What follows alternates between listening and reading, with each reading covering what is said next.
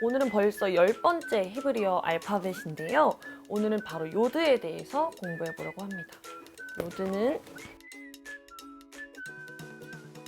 이 요드의 상형 문자는 사람의 손과 팔입니다.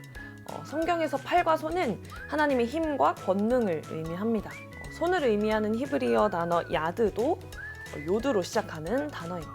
손과 팔은 고대의 길이를 재는 측정 도구였습니다.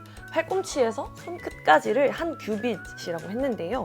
하나님께서 모세에게 성막의 모형을 보여주셨을 때 모세가 규빗 단위로 그 길이를 쟀었죠. 구약 성경에서 하나님은 약 6,000번 가까이 여호와라는 이름으로 불립니다.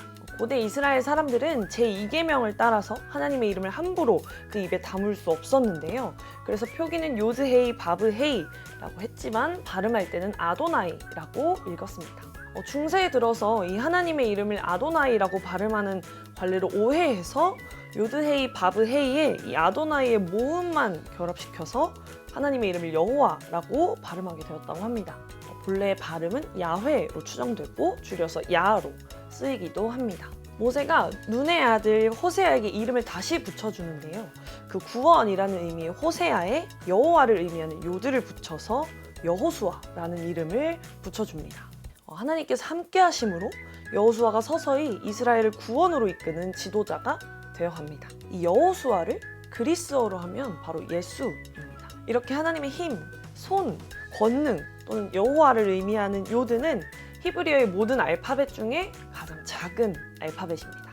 그럼 이 가장 작은 알파벳 요드는 10번째 알파벳인데요.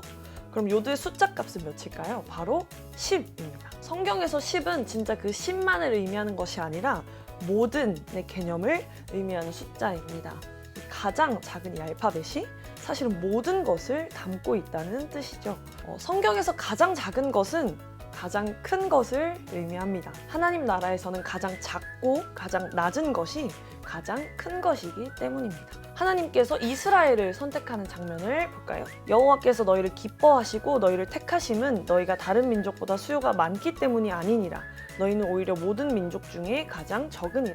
하나님은 이스라엘이 모든 민족 중에 가장 작기 때문에 이스라엘을 택하셨습니다. 그러므로 누구든지 이 계명 중에 지극히 작은 것 하나라도 버리고 또 그같이 사람을 가르치는 자는 천국에서 지극히 작다 일컬음을 받을 것이요.